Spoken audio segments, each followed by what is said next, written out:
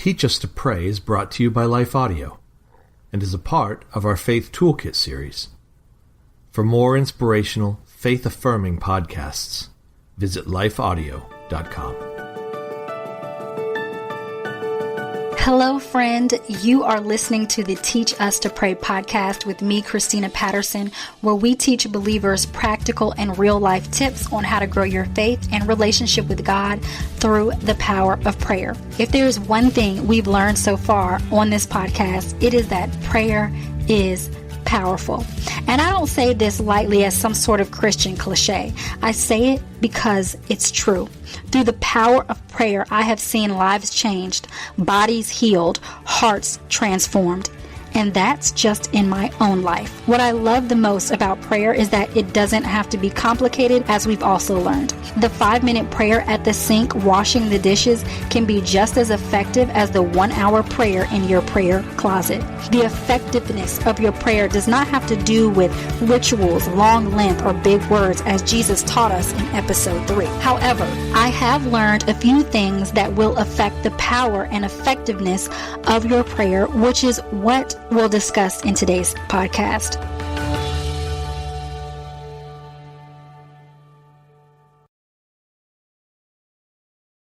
When I say effectiveness, I mean, is our prayer producing the results God intends? I need to note this here, that this is not a set of rules to only get what you want. We've discussed that prayer is not approaching God like a genie in a bottle. Effective prayer is prayer that results in God's intention and plan for His glory and our good. And there are steps we can take to ensure we experience the effectiveness or power of prayer in our lives. The first is faith. Prayer and faith go hand in hand. We really can't pray without faith. We have faith that there is a God to pray to. We have faith that not only is there a God, but that He actually listens to us. But for really effective prayer that goes beyond listing off our requests to God, we need to also follow up our prayer with more faith. If we're going to pray about something and then go worry about it, we defeat the entire purpose of prayer. Once we pray about it, we need to let the worry go and trust that whatever we prayed about is safely in God's hands now. But many times we pray and cast our cares to God, as we're instructed to do in Psalm 55 verse 22. Cast your cares on the Lord and He will sustain you. He will never let the righteous be shaken. So when we pray, we can cast our cares on God and receive the freedom of not carrying those burdens. But sometimes once we finish praying,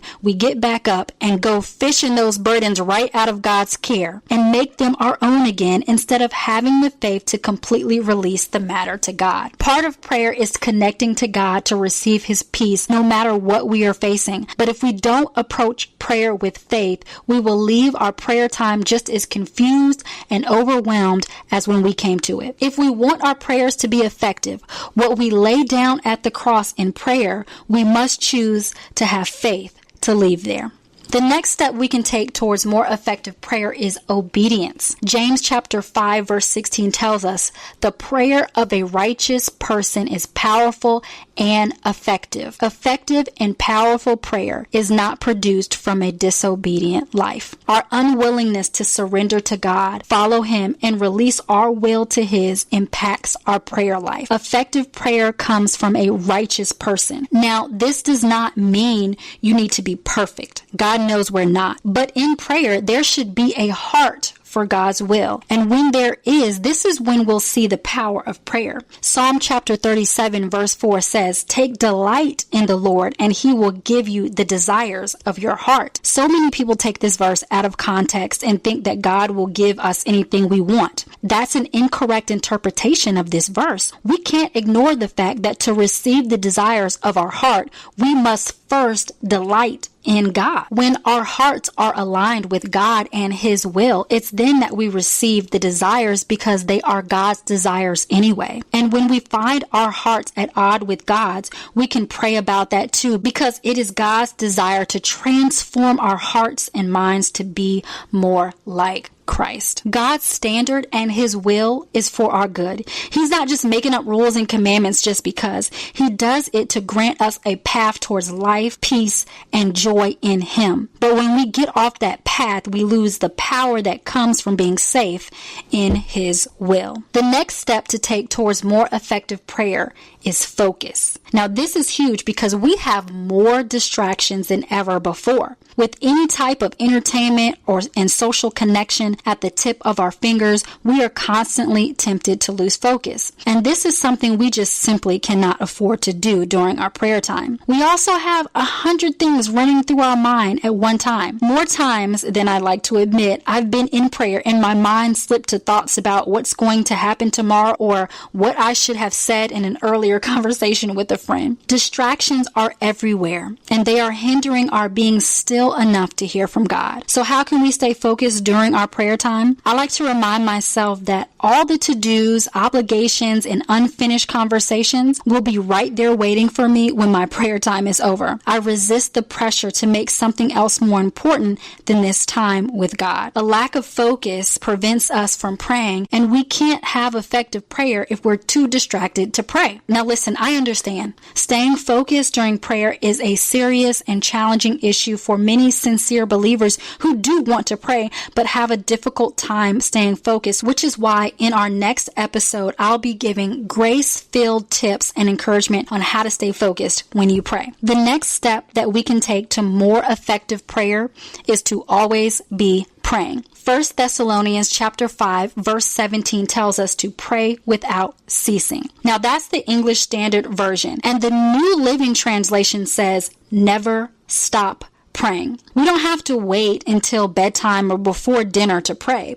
We can pray while driving to work, washing our hair, or walking the dog. One of my favorite places to pray is at my kitchen sink. When we don't place limits on when we should pray, it becomes a natural rhythm in our lifestyle, and it becomes less likely that we'll skip this powerful discipline. This is important because we can't experience effective prayer if we are not praying. Prayer closets and war rooms are great. I have a special place in my house that I've designated for prayer, but we can't always access those places when we need to pray. But the beauty of God's omnipresence is that He is everywhere, so we can pray anywhere. As I stated before, effective prayer goes beyond only asking God for what we want. Real change occurs when prayer is also about focusing on God and what He wants. So one of the best ways I found to do this is through worship. Before I pray, I love playing worship music and getting my mind and soul ready to commune with God. Starting prayer with a focus on God and not myself helps me to accomplish one of the most important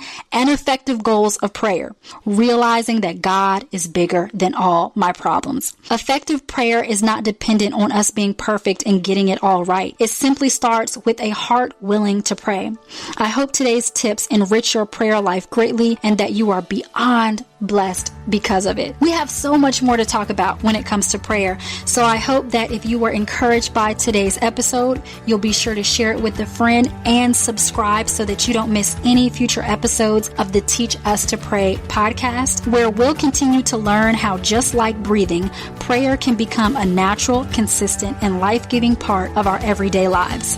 Until then, be sure to connect with me, Christina Patterson, at belovedwomen.org, and check out the show notes in today's episode to download my free 5-day prayer guide to help you put into practice the powerful habit of prayer. Thank you so much for taking time to listen today. God bless you, and I'll talk to you in the next episode.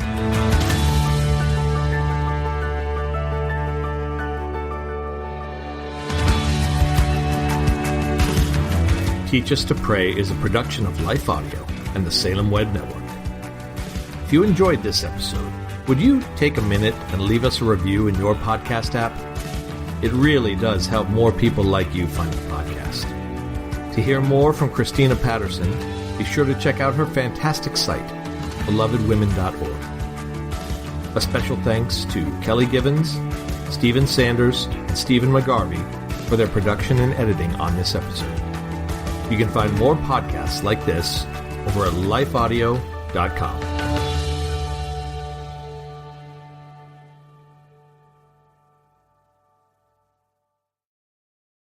Rejoice always. Pray without ceasing. Give thanks in all circumstances. God invites us to cultivate thankful hearts by turning our eyes toward Him in good times and bad. To listen to more Abide Christian Meditations, just go to lifeaudio.com or search your favorite podcast app for Abide Christian Meditation. You can also download the Abide app for more biblical meditations at abide.com.